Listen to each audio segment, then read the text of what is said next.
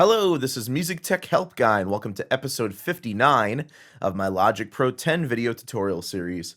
In this episode, I'm going to start my mixing, mini series, which will consist of, roughly 12, 13, or 14 videos of me mixing this song. So a lot of people asked for me to do a video where I just went through a song step by step and mixed the whole thing. So that's what I'm going to do.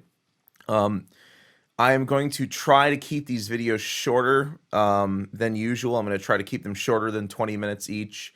I may run long on some of them, but the reason for that is my screen capture starts to get really laggy when I'm running larger sessions, which is why in the past I've usually just run example projects that only had 3 or 4 or 5 tracks in them. Okay, so the song I'm going to mix is a rock song, sort of like a alternative pop rock song, almost like a Coheed and Cambria or like a Paramore sort of style. And the song is called Living on the Run. It's actually from my rock opera, Mayday Children, which you've probably seen around. And one of the reasons why I waited so long to do this tutorial series is because I wanted to wait until the song was actually released, which it was. So now that it's released, I have no problem throwing it out there on a YouTube video. So the very first thing we really need to do with our song is just get an okay balance. Just get the faders, roughly where they need to be. Just get a decent balance between all the instruments. What I've got is drums right here. These are all multi-track drums. Some guitars, bass guitar. There's a couple of synths, like a choir, and then sort of a stuttering string effect. And then these are all vocals. One thing that you're going to see throughout this series that I don't want you to get confused about is I have on my sends, I have this send going to bus 20. Bus 20 is going over to this aux track over here. And this aux track is going to a capture output, which is the one right next to it, which is going over to Audacity so I can capture my audio. You will not have to do this. So don't worry about it. So don't think you're doing something wrong. These two aux tracks right here, you will not have. You'll have this one that says output 1 and 2, but these two you will not have, and then the bus 20 you will not have either. So don't worry about that. You're not doing anything wrong. That's just for my screen capture. All right, so the first step is just to listen to it. Basically, there's no effects on any of the instruments, any of the tracks, with the exception of the guitars. The guitars, I'm just getting my raw guitar amp tone from Amplitube, as well as a cabs plugin from Air Windows. If you don't have those, you can always use Amp Designer, and I may end up doing a tutorial on Amp Designer later on anyway. But everything else is basically completely dry, including the vocals, all the drums. So, and all the faders are at unity gain. They're all at 0 dB. So it's going to be pretty rough when I play this. All the pan knobs are all center as well, so we haven't created really any space yet. So let me just play a little bit of this and let you hear what it sounds like.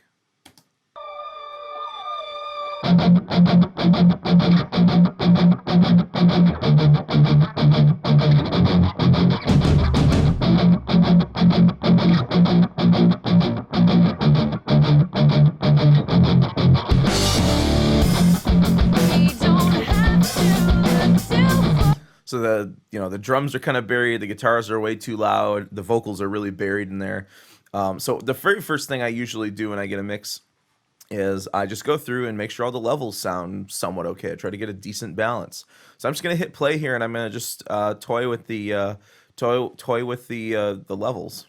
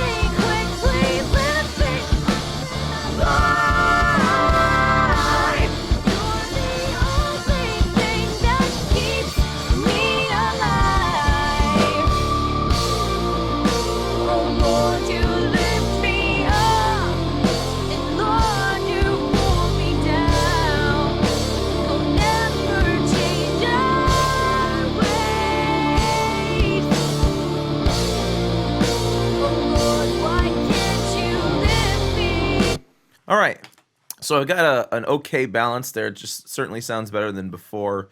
Basically, what I did was on the vocals, there were these sort of stacked harmonies here and here that just say the word lie. It's the lie, that part. So I basically pulled those down. Yeah, my singing voice isn't that great this morning.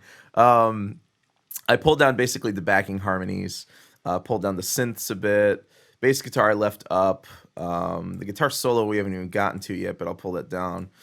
The lead guitars, the sort of the harmony lead I pulled down a bit. The rhythm guitars I pulled down a bit.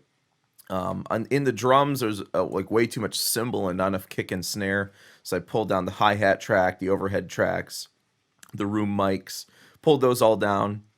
On the kick drum, there's actually 3 kick tracks. There are 2 kick out mics and 1 kick in mic. So there was a D6 inside the kick drum, like an iFet mic on the outside, and then like a Yamaha sub kick on the outside. I want to hear less of the out kicks and more of the in kick. I want to hear more of the punch and less of the woofiness. On the snares, there's a snare top and bottom. The bottom was I believe it's a SM7B, which is normally like a talking broadcast mic, but it works pretty good for snare bottom. And the top was like an SM58, or like not a 58, but like a 57B or something along those lines. The problem with the top snare is that it's really, really pingy sounding. So normally I would keep more of the top snare and less of the bottom snare. But in this case, just because of the way the snare drum was, I'm keeping more of the bottom and less of the top. All right, so I've got the levels sort of where I want them for now. One thing I want you to understand is the concept of how digital signals are metered and attenuated and boosted. The values that you see on your channel strips here for volume are on your meters, and then on your faders are what are called dBFS. We have decibels, which we all know what the decibel is, but the confusing thing about decibels is what's sort of the reference value of decibels, because a decibel is a completely meaningless unit unless you have a reference value to compare it to. Sort of like I got this straight out of a textbook when I was when I was learning this, but it's kind of like sea level. You don't really know what sea level is. Or you don't really know, where the sea level is, except relationship to sea level. So people say, it's 10 feet above sea level or 50 feet below sea level. So sea level is sort of like a reference point. With decibels, it works the same way. There's different decibel scales. You're probably most familiar with dB-SPL, which is sound pressure level. So, are things really loud? Are they really soft? Threshold of hearing, threshold of pain. 120 dB is usually considered the threshold of pain because it's where your ears can start to hurt from listening to volumes that loud. Threshold of human hearing is actually 0 dB. We use 0 dB-SPL as sort of a reference point to what the quietest thing the human ear can possibly hear. In the digital world, we use dBFS, which stands for full scale. dBFS starts at 0 actually and goes down, so that's why we don't have any positive values usually unless you're clipping. So when we talk about dBFS, dBFS 0 is basically where all of your ones, or all of your ones and zeros in your binary code have been all created, are all ones, basically. When all your zeros have turned into ones and you have no more room to go in your waveform, that's where 0 dBFS is. So as you go down from that, you're sort of, the volume is lower and you're not using up as many ones. Some of your ones are now zeros. So just know that that's the scale that digital meters are using, is dBFS for full scale. There's also other scales for outboard gear and analog gear: dBV, dBu, dB little v. These are all things that are outside the scope of this video, but maybe I'll explain in a future video. Okay, so typically, especially if your fader is already clipping, you don't want to go above 0. I like to keep everything below 0. And one of the things I also like to do is I like to mix at a relatively low level, a really low level actually. I like to make sure that my master output over here, by the way, that's what this is, output 1 and 2. It's sort of like your master fader, your master output, even though there is technically a master fader over here. This master output is sort of the sum of all of your tracks.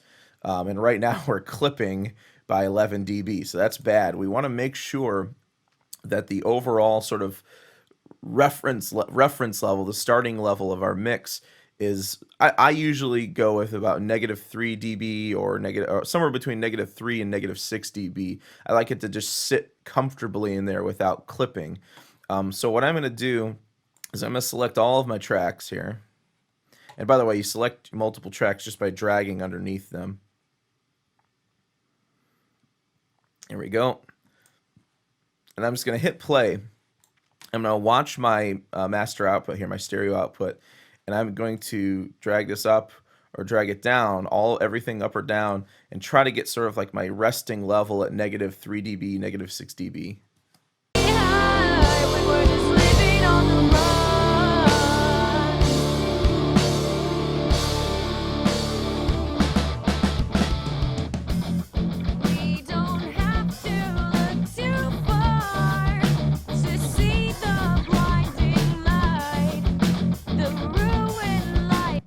All right, so our meter there is telling us that we're resting at about -3 dB. It's actually a little lower than that. That's basically just telling us where the peak value is in the meter. So that's okay. And I know it's really quiet, and a lot of people are not used to doing that. But I do this on purpose because later on, when we try to go master this song and get a little bit more dynamics out of it, a little bit more you know, sort of just volume and power out of it, that's going to come into play later. So mix at a low level. Don't mix at a really loud level. You know, save sort of like the volume, you know, the volume additions for when you're mastering. All right, let's start with just the drums here. Like I said before, I've got two mics for snare drum, 3 mics for kick drum, a hi-hat mic, actually 2 pairs of overheads. There's like a spaced pair of Mojave MA200s, and then there's sort of like an XY pair of like AKG 451Bs. There are 3 room mics. I honestly don't remember what they were, but they're just 3 room mics placed in the room to sort of get some of the ambience of the room that we were in. And then 2 tom mics, sort of like a rack tom mic and then a floor tom mic. So I'm going to start just with the drums and sort of just pre-mix them, just kind of get a decent balance out of just them. Just so I can sort of solo and mute these all as a group, I'm going to put them in a group. So you go to your group slot here, and you choose an available group. I'm going to choose group 1. And then I'm going to go back and click on Open Group Settings. I'm going to turn on that group, double click to rename it Drums. And the only thing I really want in this group, because I want to be able to create an independent volume control changes with the drums, I'm going to uncheck volume, but I'm going to keep mute and solo on, because I want to be able to sort of mute them as a group and solo them as a group without having to drag over all of them like I was doing before.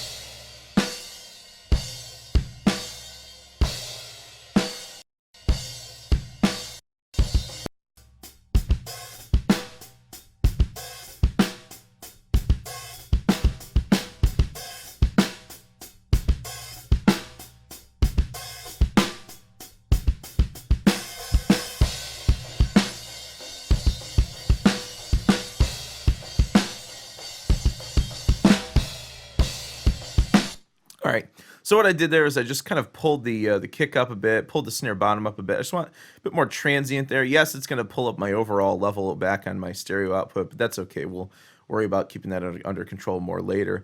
A few other things I did was I took my room mics and I panned them. I don't want all of my room mics to be in the same place in the stereo field. And from what I recall when I recorded this, Room 1 is on the left side of the kit, so I panned it hard left. And then the room 2 is on the far right of the kit. Honestly, I'm not going to use room 3 rather was on the far right of the kit. Room 2 I'm not going to use, so I'm just actually going to go ahead and take that out of the group and then mute it. Also, with the kick drum, let's just let me suspend my group. By the way, suspending group is Shift G, and it'll all turn just sort of, they won't be highlighted anymore. So let me just solo out just the kicks.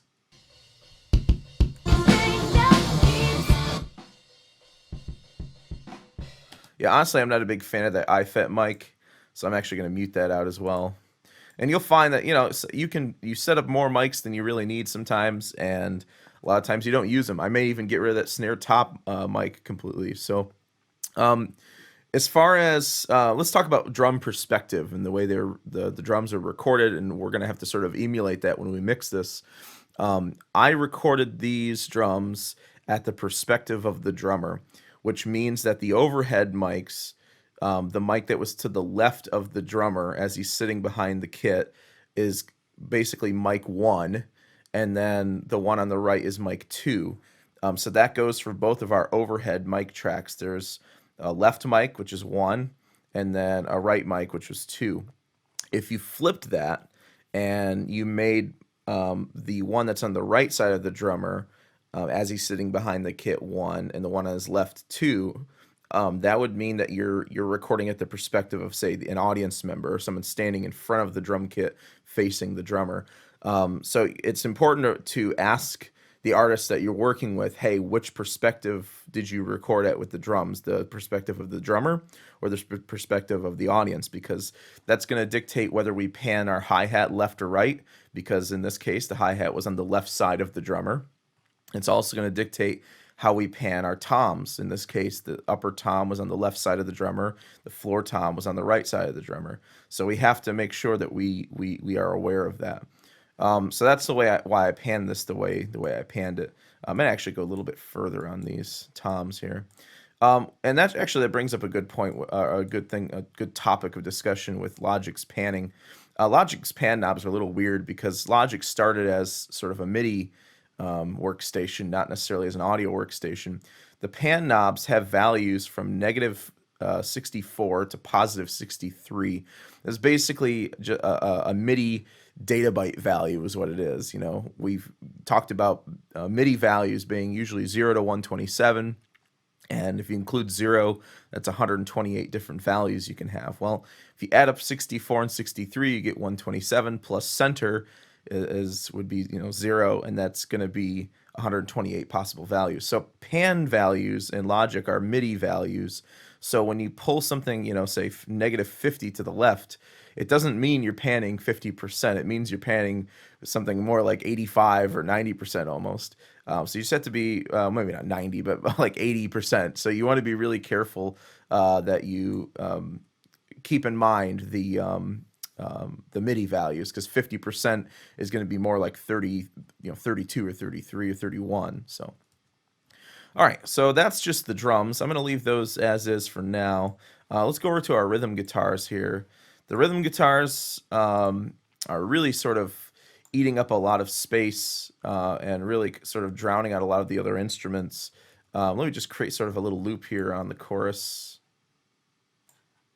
Actually, let's go to the pre-chorus as well. There we go. Let's just listen to this.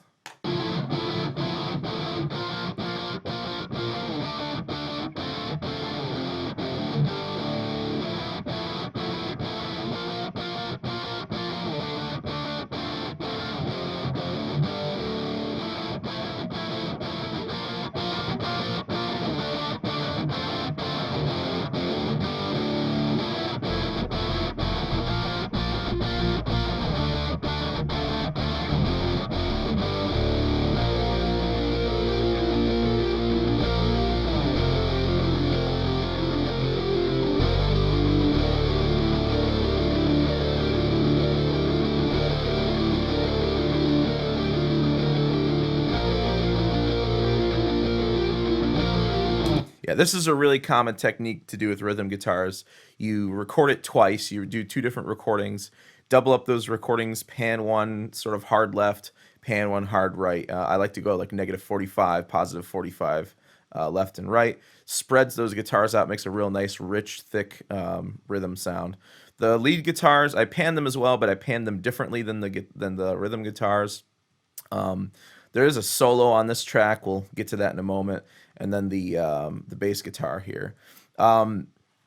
Fundamental instruments like kick and snare and bass need to stay in the center generally. Other instruments, you have some freedom to sort of pan them. Lead vocals should also usually stay in the center. We've got two synths here. I'm just going to keep them sort of down in the mix for now because synths are usually like the last thing I get to as far as, putting them in the song and trying to, fix their balances. So let me just mute just the vocals. There we go. And I want to hear everything else. And I want to get to the guitar solo here, actually, just so we can sort of hear the balance of the guitar solo with everything else.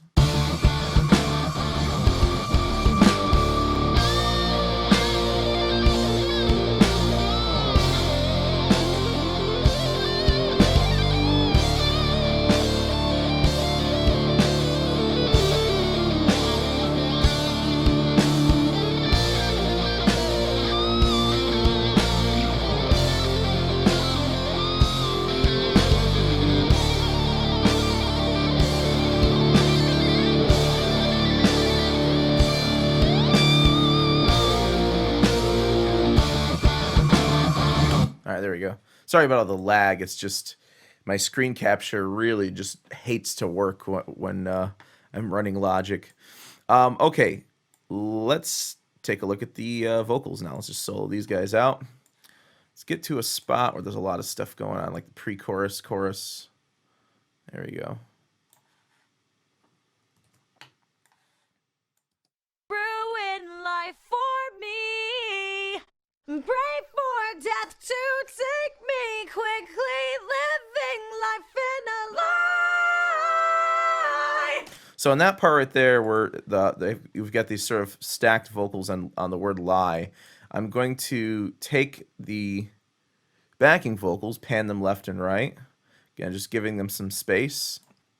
And I like to give each instrument sort of its own little spot in the mix. I don't like to use the same pan values too often, even if it's like, I mean, obviously there's not going to be much of a difference between 43 and 42, but I try to give each instrument sort of its own little spot, like try to look at these. I'm not going to put this on 50 and then these on 52. I put them on 40 just to give them a little bit of space, because when things are on the same sort of space in the stereo field, you run into clashing issues. You end up with phase issues if they're recorded at the same time. So it's that's one reason why I'm doing that. Just to sort of give the backing vocal some width. On these other backing harmonies, which will come in a bit, you'll hear them. I'm going to just sort of pan them slightly to the right. And then the leads, I'm going to pull up a bit, and I'm going to just keep those center, of course. Ruin life for me. Pray for death to take me quickly, living life in a lie. You've already taken my child from me. Pray for death to take me quickly, living life in a lie. You're the only thing that keeps me alive. Oh Lord, you lift me up, and Lord, you've pulled me down. One thing I like to do is I like to split up the vocals that are on the verses from the lead vocals that are on the chorus, just because sometimes there are some effects that I'll like to throw on the chorus vocals that I won't put on the verse vocals. So that's the reason why they're on two different channel strips. You could do it with automation. You could pull in some effects for the chorus with automation, but I like to keep them on two different tracks. All right, so let's see what everything's sounding like now. Just find a good... Oh, I already have my cycle mode on. Let's give that a shot. Ruin life for me. Pray for death to take me quickly,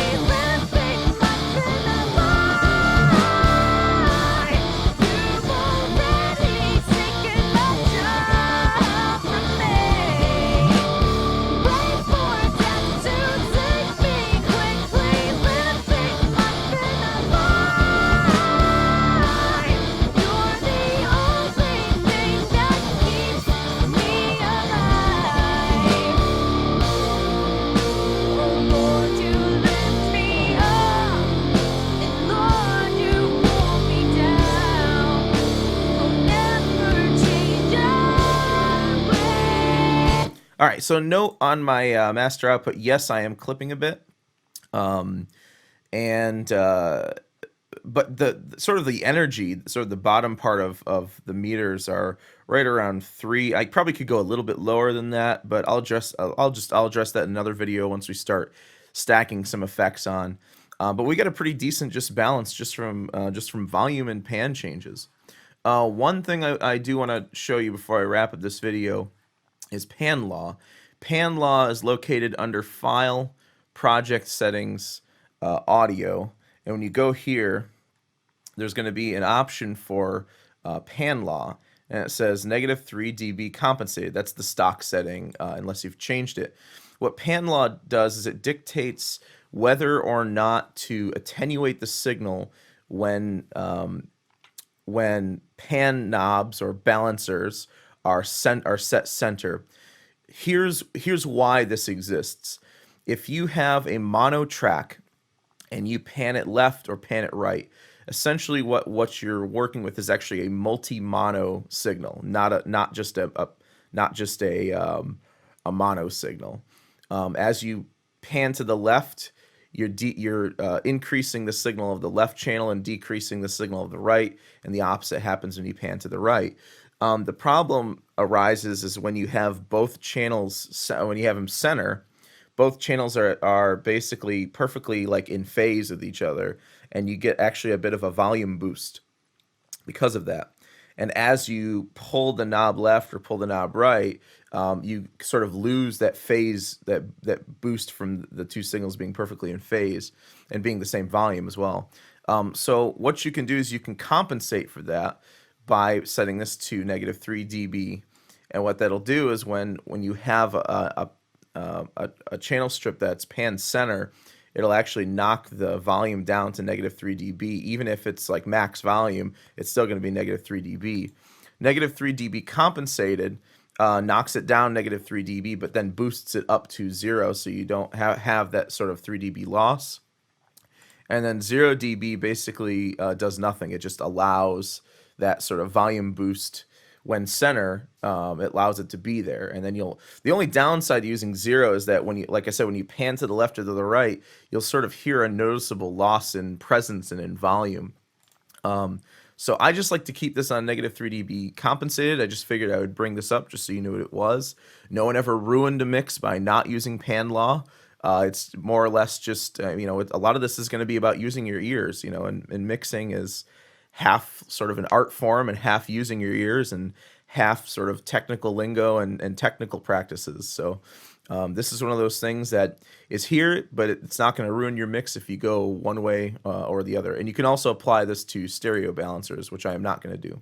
And the reason why I'm not going to use it on stereo channels is because in pretty much every stereo track I have, there is a difference between the left and the right channel. Like with my drum overheads, they're not picking up the exact same signal. They're picking up a slightly different signal. So I'm going to keep this off. All right, so that's just sort of the start of our mix here.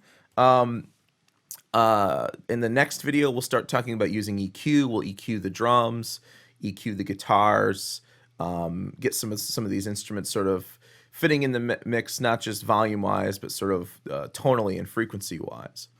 So I hope you enjoyed the video, and like I said, I'm going to try to keep most of these, unlike this video, I'm going to try to keep most of the videos a bit shorter, just so it makes editing and screen capture a little bit easier on my end, and also, isn't video overkill for you guys either. So, by the way, if you like this song, it's called Living on the Run, and it's from the album Mayday Children, which is a rock opera that I wrote and recorded over the last 3 years. I've got a lot of awesome singers who've sort of collaborated with me on the album. And like I said, if you're interested in that, it's available on iTunes. It's like $10 on iTunes. It's like $13 from CDBaby. So if you want to check that out, that would be awesome. It supports me and it supports the channel. And yeah, I think it's a great album, a great project. Even if you just want to use buy that one song just to use it as a sort of